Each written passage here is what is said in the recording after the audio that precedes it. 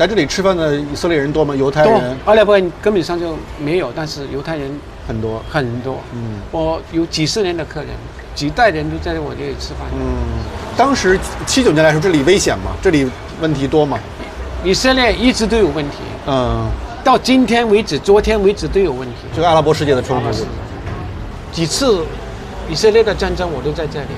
1982年的打黎巴嫩。打黎巴嫩，对。那个时候打黎巴嫩的时候，很多人，美国来的、其他国家来的犹太人，他们在街上里被等，然后就有车子把他们送走，送到前线去。我问他们我自己愿意来的。这边也有自杀性爆炸吗？很多，这个我亲眼看到的。在哪里？什么样子？这里39号。39号。这旁边那里。晚上也是爆炸了，他2个公交车啊。他等那个公交车到站的时候，这个公交车到站，那个恐怖式的引爆，2个公交车的人死伤很多人。他爆了以后，还有第2个人看到你们很多人在这里，第2个人进来爆了。什么时候爆炸最严重啊？一直都有。我们都已经怕。现在少一些了，是吧？没有了，根本上没有。现在没有了。就因为建那个墙，是不是？是，很有效，是吧？有效。但是巴勒斯坦人就很愤怒嘛，建这个墙，把人与人之间都分开了。以前有圣经记载的时候是犹太人的地方，后来犹太人2000多年的时候，他们这人就散掉了，逃到全世界的地方去了。以后阿拉伯人进来这里，生活了1000多年，他们也是当这里是他们的一辈子，他们的家，所以我觉得应该有和平的一点，大家就应该互相体谅一下。大家互相残杀，这不是一个好的解决方法。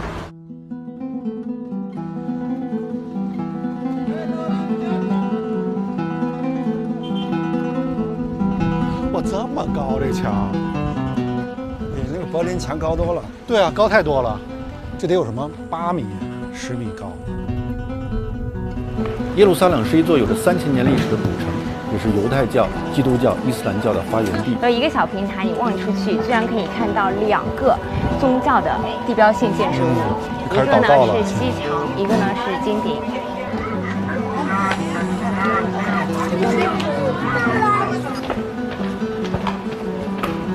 与耶路撒冷相距1小时车程的特拉维夫，却是一座引领世界科技的现代都市。我相约赫拉利在这儿再次见面，我很好奇，如此复杂的环境对他的影响是什么。Hi, see you again. Hello. Hi, see you again. See you again. Hey, how are you? Hi. Nice to meet Nice to you. meet you. So where to go? We need the car. Yeah, we are ready. Yeah. Please. You know, I just traveled from Jerusalem, the old city. You see the different culture, different religion, and I mean very mixed culture, and lots of burden from history. Is there a kind of Israeli mentality? Could you describe it? As a tourist, maybe you go there. Oh, it's very interesting. Or you see all the old places. All this is where Jesus was, and so forth. But you live there. The amount of hatred in that place. It's like a nuclear reactor of hatred. You know, religion can be a wonderful thing, but when you live in Jerusalem, you realize that it can be a terrible thing. How much hatred and anger. Ideally, a temple or a religious place is a place where you go in order to experience peace and harmony. If you go to a temple and you experience hatred and anger, then this is a dysfunctional temple. It's not working, you know. It's like going to a hospital and getting back even more sick. So Jerusalem for me is a dysfunctional temple.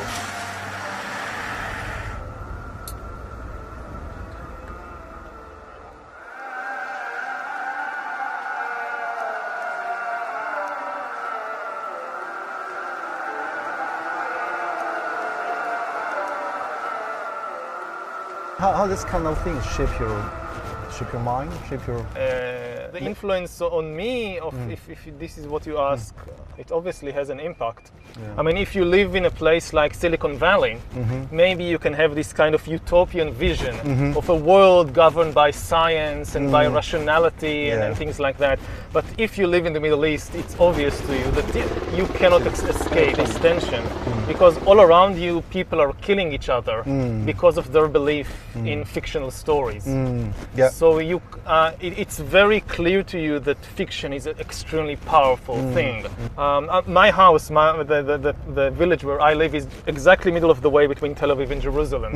On the one hand, I'm very connected to this world of Tel Aviv. Yeah, modern technology, modern technology, world, high tech, all that. And on the other hand, very connected to Jerusalem with all the religion and mythology and especially this is why I think much of my writing and scholarship is about this tension between the modern world of the 21st century and artificial intelligence and all that, and on the other hand the still great impact of all these mythologies and fictional stories and religions. When did you notice the tension? When did you notice the hatred of religions and I think only when I left Israel and I went to do my PhD in Oxford, then I realized how much tension there is in the place where, when you're born into it, you think, well, this is how the world is. And only when you go out, you realize, no, this is not how the world is. 为了更充分理解这个国家与赫拉利，我约了几位当地人闲聊。我的朋友王石正在以色列游学，他与我一同前往。007那个谍战片的这个行业，对。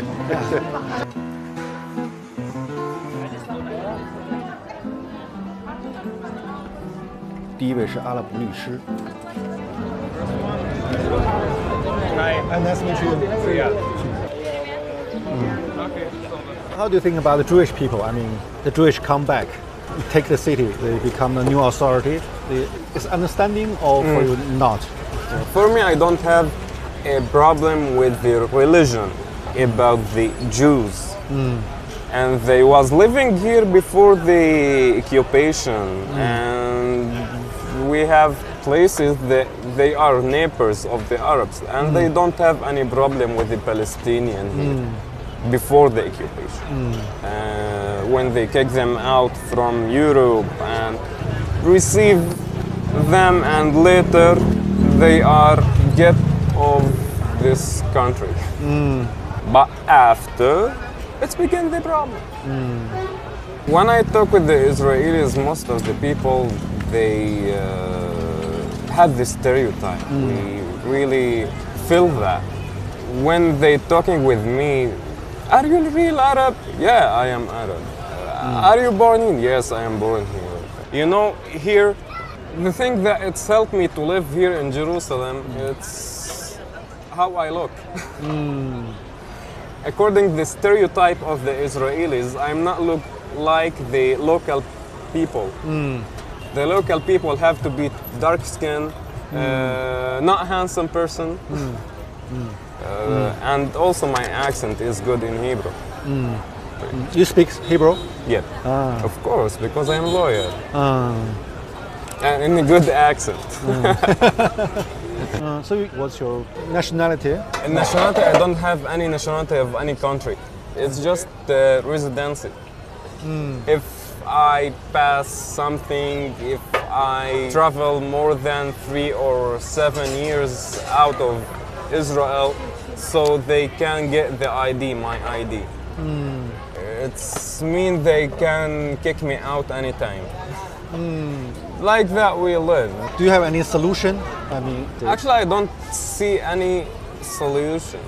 I am born here and I love this country. I will not pass to anywhere.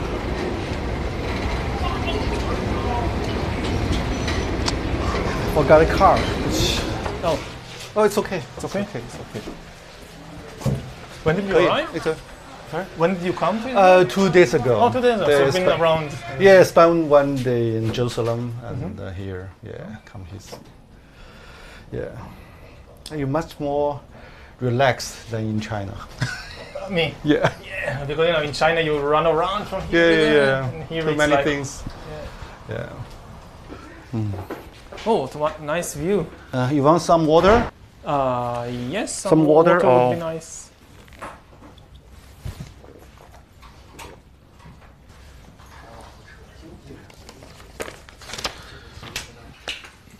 Tell me more about, your self-searching in Oxford, your life, your thinking, your mentality, how the change happened. Yeah.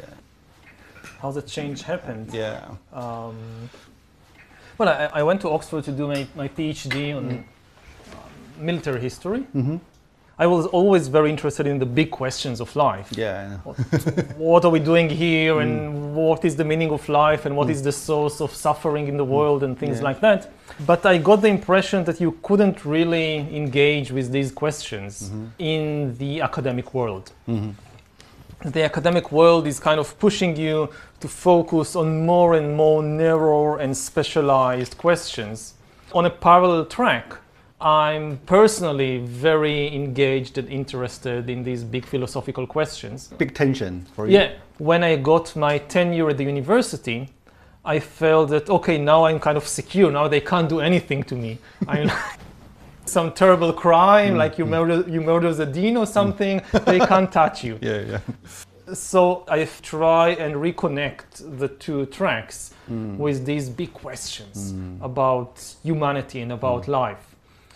I guess it was luck had something to do with it, but it was very successful. In the 20th century, there are some historians also ask big questions like Arnold Toynbee, H.G. Wells. How this kind of tradition shaped you? Influenced me. Yeah. The biggest influence on me, I think, was from Jared Diamond. Jared Diamond. He was a specialist in birds. Yeah.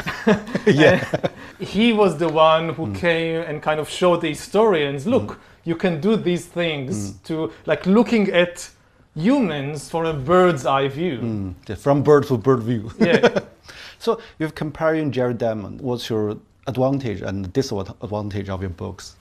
Their strength compared with me is that I don't really have any background in biology. But if you just know biology, if you just understand evolution and you know everything there is to know about humans, you can now explain human history. I don't think that this can work because human history also has a very important ingredient of culture, of ideas, of stories, of fictions, and this is kind of my speciality. The exploration and understanding of fictions and mythologies and stories and their immense impact on human history. And if you don't give enough importance to the stories, to the fictions, you will never understand something like the Second World War, or like the French Revolution, or like the rise of Christianity. There was no biological or geographical explanation. So what do you think the major flaw of your theory? Have you ever think about it? Of my theory? Yeah, your perspective. You try to explain the whole world, the history, but what's the major flaw in the process? Well, if I knew the major flaw, I would have corrected it. But there are definitely flaws. Do you have any kind of worry? Maybe I speak so much about the change, the process, but actually I don't understand very well. Do you have any kind of concern? There are many areas. Because your tongue in the books is so confident. So, yes. Yeah. There are many areas that I talk about and I have no first-hand experience. I just rely on what the experts in the field say and I believe them.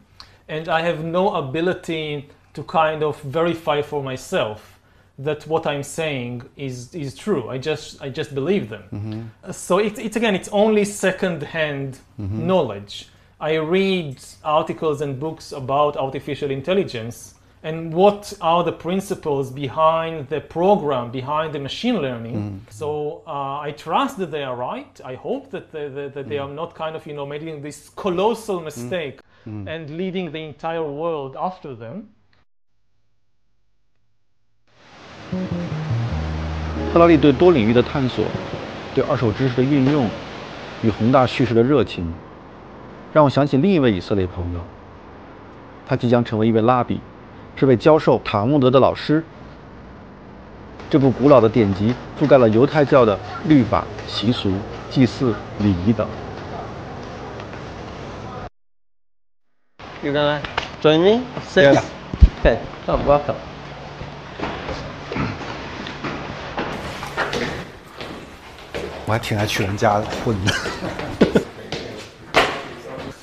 Welcome. Welcome, everybody.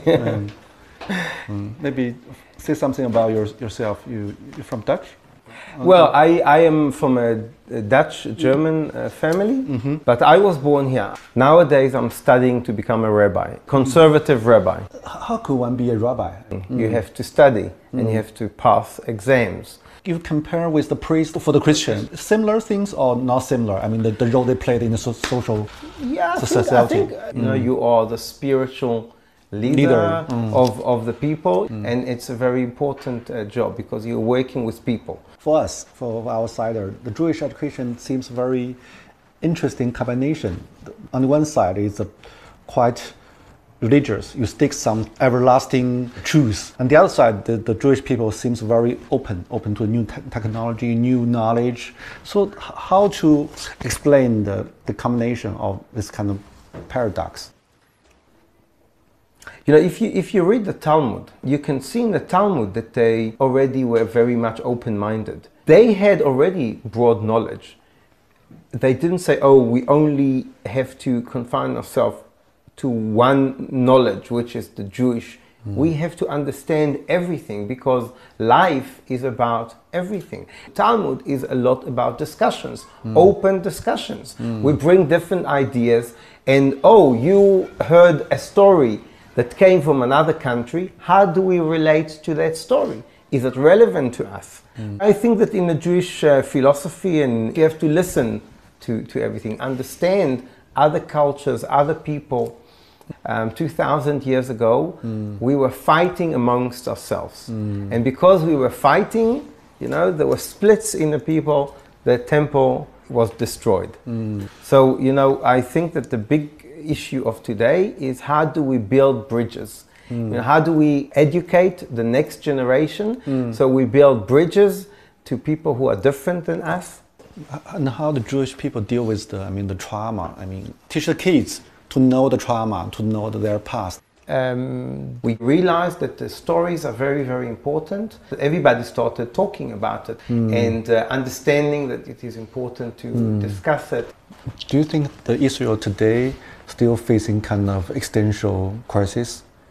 I want to believe that not. I think that, look, there are people in the world that say that they want us to disappear. But I don't think that, you know, practically it's possible.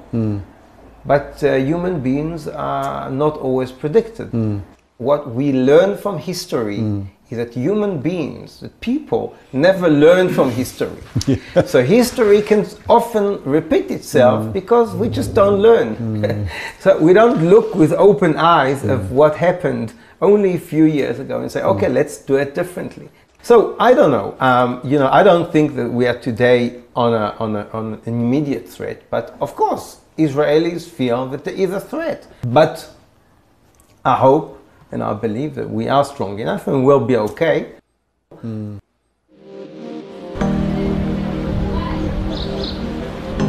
在以色列，宗教深入人们的生活，不同教派主张各异。 The fulfillment of my people's prayers for 2,000 years, 3 times a day. The Jewish. 海雅是一位有着3个孩子的正统教犹太人。Do you still feel lots of dangers everyday life in everyday life? You know, there was a time when there were a lot of car rammings going on in Jerusalem where terrorists would ram their cars into children. That was a scary time. You know, my kids would go to school in the morning and I would literally cry with fear. That's not been happening in the past couple of years, so it's a quieter time right now. So I don't feel fear. I let my kids roam around freely. From your point of view, how to, settle the huge conflict between Israel and Palestine is possible? I mean, during so long time. Right. I think with the consciousness that we have today, it's not so possible.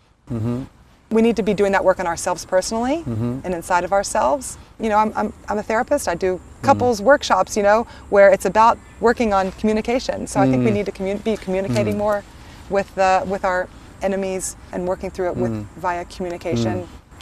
If the city is a patient, Yeah. how to describe the psychological problem or maybe mental disorder for the city? You know, it's interesting we're having this interview today. Today is the National Day of Mourning. There's all sorts of things that we do today to enter into a consciousness of mourning for all of the pain of the world. 2,000 years ago, our people had senseless hatred. We hated for no good reason. We hated our brother, we hated our cousin, we hated. And for that, our national story goes, our temple was destroyed and the Jewish people were dispersed all over the world because we could not love each other. That's our psychological ailment is hate. And so the fixing of that is going to be love. It is love, senseless love. What does that mean and how do we do that is a whole other question, but I think just having that awareness, and we're trying to learn how to love senselessly. Wow. I know that seems like a little bit like theoretical maybe, but I think it's true. I think that's where we have to start. So in your book, you also mention about the global meaning crisis. Actually, people don't know who they are and they lost identity. So how to cope with it, from your point of view? How to deal with the phenomenon? We can't come back. We can't go back. We can't go back. This should be But very clear. Yeah, we the road must create back. new. Yeah, what's new? What's the new meaning? I think that always the key is to get to know ourselves better. When people ask what is the meaning of life, they usually expect to be told some story about the universe, which gives them some role to play. You have the Jewish story, the Christian story, the national story, but all these stories are false because the universe doesn't work as a story. It exists today in the world, not Israel, not Japan, not Greece, not Egypt. None of them existed 5,000 years ago. Humans coming out of Africa, the first cave art, the farming, the invention of farming, of agriculture, the invention of writing, of money, the first cities, all these things happened long before any of the nations that today exist appeared. So none of them offers you an eternal truth. And I think that what the real answer to this search for meaning is leave all these stories aside. And the key thing is to really understand the reality about yourself. So there are many tools to do it, from meditation to the tools of science, that to really explore what is the body, what is the brain, what is happening within me. If you really know the truth about yourself, I don't think that you need any of these stories anymore. So you say you must create your own story. No, you don't create your own story.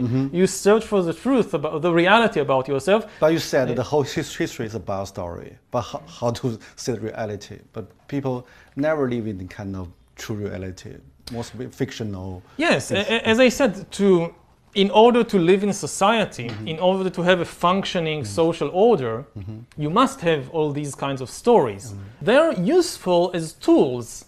You cannot build societies without a story in which people believe. But it's the same in the case of entire nations and religions. You can't organize millions of people together if they don't agree on some common story and common laws. So we need these things. But they are just tools.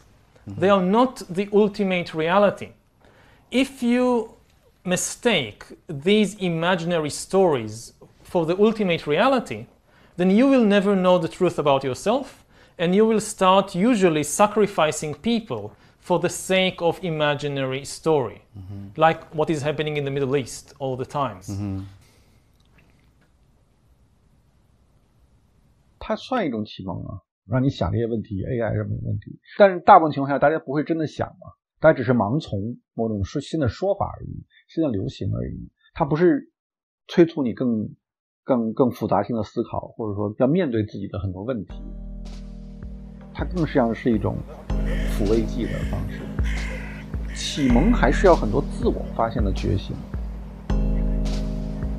你看那个乌鸦在上面，下面卧虎藏龙，哇，好漂亮！你从建筑形上显然它是有点博采众长，就有点和像他要把其他的宗教大同是吧？完全大同在这儿。